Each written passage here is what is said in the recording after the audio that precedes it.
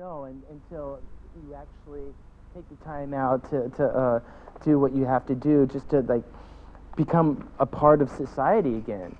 And so Lars and I, we were wondering when James was going to finally feel like he was in a situation where he can come back to the band.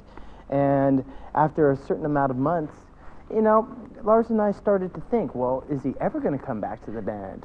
Kirk and Bob Rock and myself, we got to be experts at speculating ourselves into the worst possible scenarios that we could when there was a lack of communication from Hetfield. So we were very good at speculating. We could, in literally minutes, we could speculate. I was right into the band breaking up and the whole thing being over. But that's all the distant memory now, thankfully. When he came back, he definitely wanted to start making music, and Lars and I were just so happy to have him back in the fray. And from there, we decided to reconnect and just get together and just kind of like, you know, talk and discuss, you know, how we're going to approach what we needed to do, which was make an album. Artists usually, to achieve a goal in their career, much like these guys have done, to kind of reach where they got with the Black Album and all the albums previous to that, it takes a lot of drive. And sometimes with the drive, you don't really have time to take care of all the little things that may eat at a band or tear a band apart.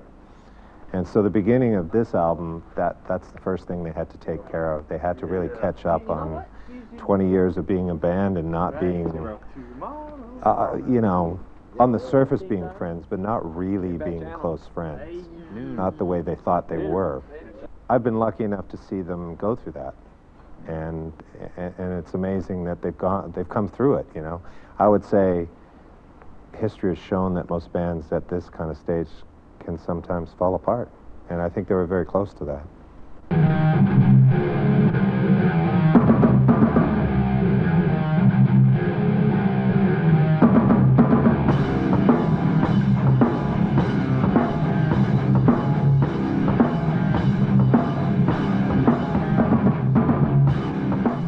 The Napster thing, I know it's a lot more difficult for Lars because he was the general taking all the shots, you know. He was out there, actually he wasn't the general, he was on the front lines, you know. And the generals were back safe in management, you know. But everyone shared the feelings that he was saying.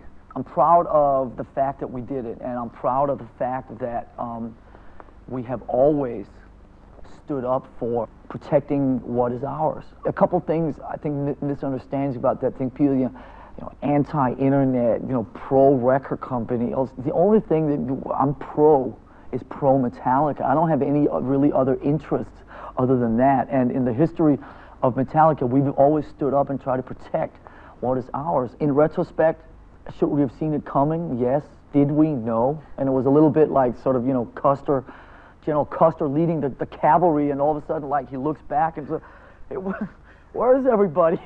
I thought you were all with me. Yeah.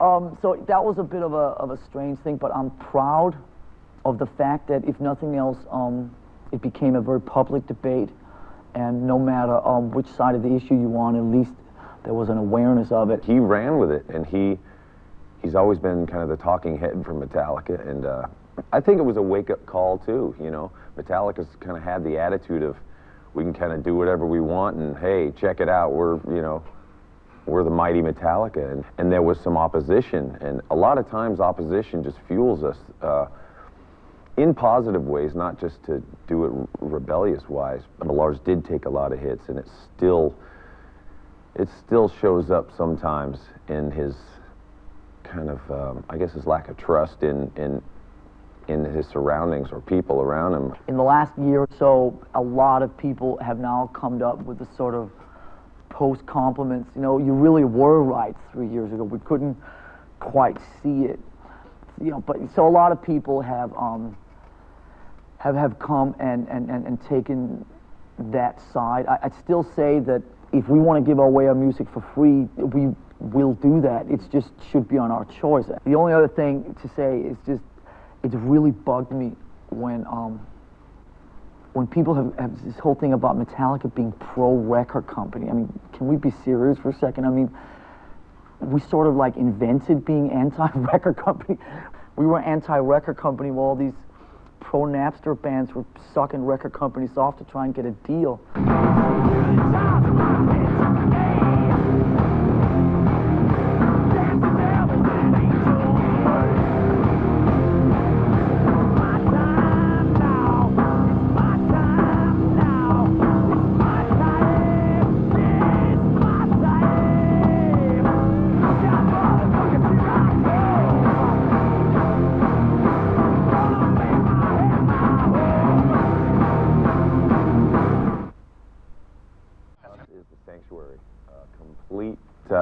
Well, it's a clubhouse where we can come and just feel completely safe.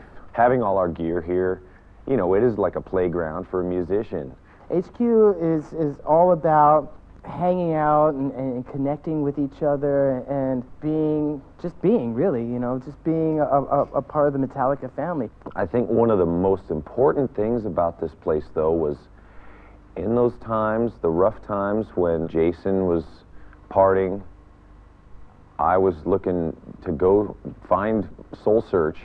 We had purchased this place, and that was kind of this, you know, where all the roots have been ripped up all around us. This one is kind of still there, and it was a little bit of a future trip that, wow, what a great place that will be, or, you know, a little bit of a light at the end of the tunnel, and knowing that this place will be here for us, and the freedom of it being our place. Well, we used to rehearse here. This used to be a building full of probably about a half a dozen rehearsal rooms. We started rehearsing here in the mid-90s, and about 2-3 years ago, the guy who owned it was basically like, you know, look, I'm thinking of selling it. You're interested?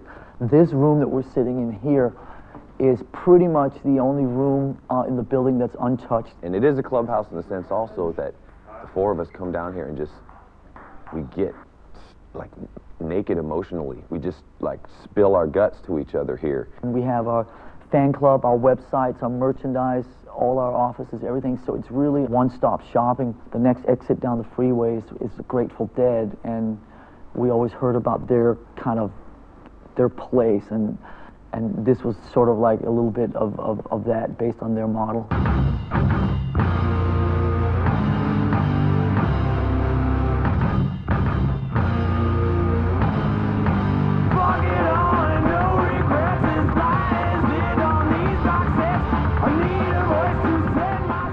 James and I were just sitting in the control room, and I had a St. Christopher's medallion around my neck.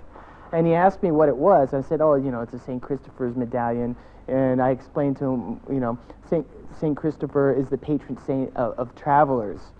And you give someone a St. Christopher's medal or medallion to give them, you know, good blessings during their travels, wherever they might go.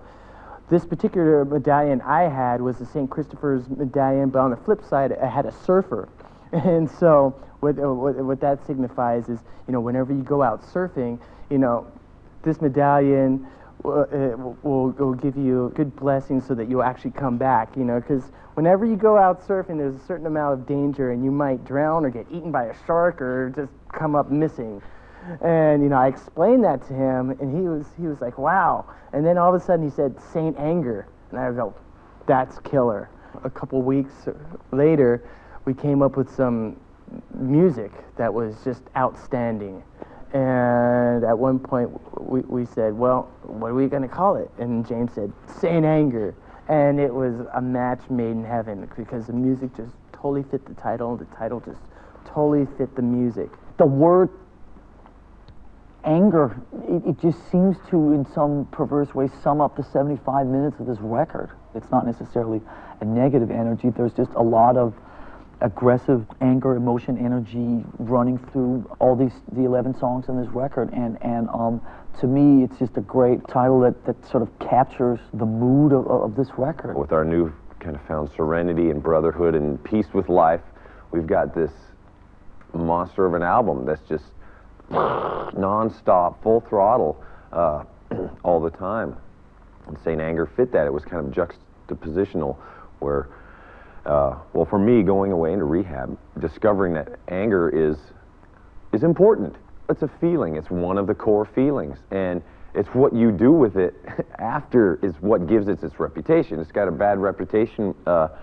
It's associated with violence a lot, you know, because people don't know how to get their anger out in more of a healthy way, I think. And I was certainly one of those people. It would squeeze out sideways with rage, man. Anger can be such a source of strength, you know, not in the sense of getting what you want, but stating what you need as a human. And that wasn't me. I couldn't do that too well. So Saint Anger, putting that into, you know, like a patron saint of anger, you know, how strange that would be, because growing up, anger was just, whoa, don't express that in this house, you know. But, you know, Dad, what is this inside of me, you know? So being able to express that in a healthy way and hopefully spreading that message that anger just got a bad rap, you know?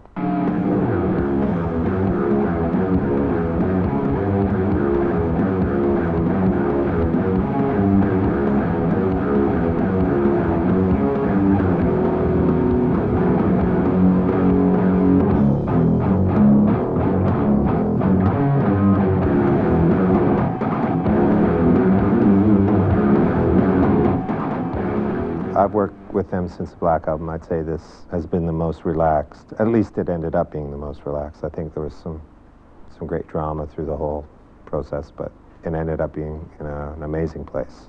Bob Rock basically said, you know, a couple of years ago that if we were going to make another record together, we had to completely reinvent the process. We could not go back to the plant where we'd made the last 4 records, go back, put the drums in the same place, and that we had to completely reinvent and fuck up the process, which is also part of the reason that we ended up buying this place, because we knew that this would really challenge us. This is probably the easiest album we've ever made. This is probably the most stress-free album we've ever made, but by the same token, it's also one of the most aggressive albums that we've ever made. Where it comes from, I don't know, but you know, I'm not going to get in the way of the flow. Metallica was fueled by negative energy for 20+ years. In the last year, we have taken, through spending a lot of time working on ourselves and our relationships and all this type of stuff, we've taken and turned that around, and now Metallica is fueled by positive energy that ends up sounding like what you've heard, but the energy in the environment that creates it is really positive. So I think everybody has this kind of weird thing that you can only create true artistic statements and all this type of stuff if you're always, you know, fighting. We've been able to make this really ugly record under the most, quote, pleasant of circumstances in the last year in this wonderful clubhouse / metal factory, as we call it. Wash your back so you won't stab mine. Get in bed with your own kind. Wash your back so you won't stab mine. Get in bed with your own kind. Wash your back so you won't stab mine. Get in bed with your own kind. Wash your back. We recognize the chemistry that Lars, James, Bob, and I have, and we also recognized that if we were to bring in another party, that might compromise the chemistry that we have between us. Bob has been a member of this family for 13 years, and when Jason left 2 years ago, we made a very clear and conscious decision that we wanted to make the next Metallica record with Bob Rock as the 4th member. Not so much the 3 of us without a bass player, but Bob being the 4th member of that team. We didn't want to bring in a new person, a new body, a new face into that. We chose to just go along with Bob because we knew Bob personally, we knew how he was musically. We had worked with him for the last 10 years, and we had great chemistry with him. And so it just made sense for us to use him as a bass player on the album. We wanted to wait and get a new bass player till the record was more or less done. And Bob, at that time, Bob and James were going to share the bass duties, and then basically, as soon as we got into it, Bob basically took all the bass playing stuff over it and basically became the bass player, the producer. He's written all the songs with us. And not only a member of the family, but one of my 2 or 3 best friends. So it sort of works out on every level possible. It was a lot of fun. It was a lot of fun. You know, they weren't too hard on me. And I think really, you know, it doesn't sound maybe when you listen to it like there's a lot of fun going on, but really, most of the creative stuff that was going on, we were just really just fooling around and having a great old time. So for me, it was a blast.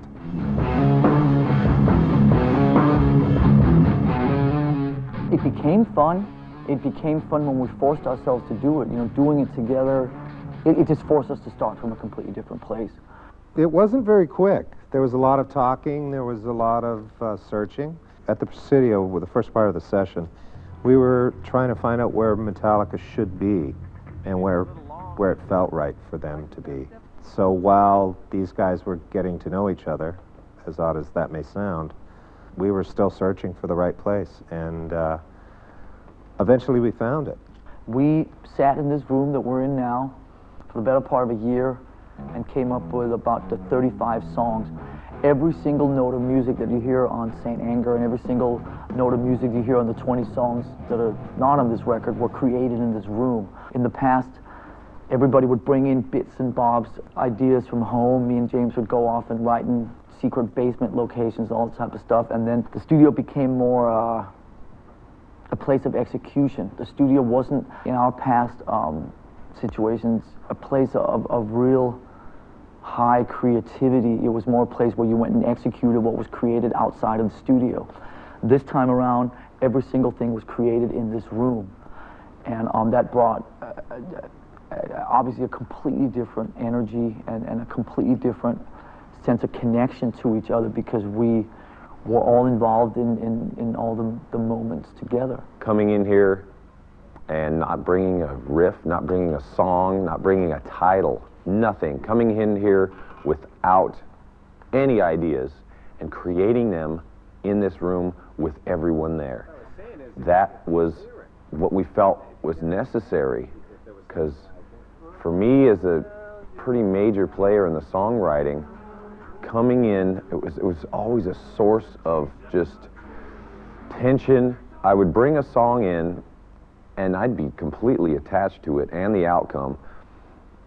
This is, it's like, here's my heart on a tape, or here's my baby, here it is. People listening to it and, let's take this arm off here and put it here, and it's like, I couldn't deal with it, man. I couldn't hang. So coming here and starting from scratch, it was like ours. We're building it. We're building this Frankenstein, this monster from scratch. And we weren't attached to it. We didn't have personal things attached to it at the end. That was pretty important. And just having it come out naturally, not forcing anything. Just being able to play, not having the recording, go, you know, any of that, yeah, freak out of that. You just play. And whatever we play is recorded somehow. And just taking the moments, the magic moments that happen. And those moments were louder than any wrong note. Is that it sounds completely different than anything we've ever done in the past. And I like to use the analogy that it's like going into your garage or your workshop and seeing an old toolbox that you haven't used for years. Opening it up and seeing familiar tools, you know, and taking them out and discovering that they still feel, you know, comfortable to work with. And that's what it feels like with this album. What we're doing is we're using tools that we've used in the past and created music that's completely different from anything that we've done in the past. The idea is to throw away the rule book and to capture as much of the soul and the truth of Metallica. You know, in my head, I think the vision is to almost take them back to where they were first getting together, when 3 or 4 guys get together and say, this is the kind of music we like, let's write some songs, let's do it. That's almost where we went, I think. And of course, with their experience and who they are, it kind of got magnified. into being quite brutish, I would say. I don't really think about what the fans are going to think or how they're going to react when we're in the process of writing and recording, because you know, you don't really ever get an accurate picture on what they expect, you know. And first and foremost, I want to be creatively satisfied, and if I can satisfy myself creatively until he left, and that's kind of sad and ironic. It's so opposite of where it used to be. Lars and I would sit in one room and kind of suffer through songs, you know, at least that's what my feeling was with it. Trying riff after riff, trying to, what the puzzle, it was so math-like. Here, you just jam and you'd feel it. I'd plug into a new amp, I'd come up with 20 riffs right there. It was amazing, just the freedom, well, the atmosphere, the feelings that we had for each other, resentment-free, how easily things flowed. And we felt like we were going the same direction. And man, we could get places faster than ever before. And trusting that you don't have to suffer for it to sound good. And there was one point where we were up to 30 songs or something, and I kind of said, you know, isn't that enough? Are we, when are we done? No, yeah, let's keep going. Lars would say, let's keep going till we're run out of ideas. Like, dude, I have a news flash here. I'm never gonna run out of ideas. And oh, what a great feeling that is. You know, we could just keep going and going.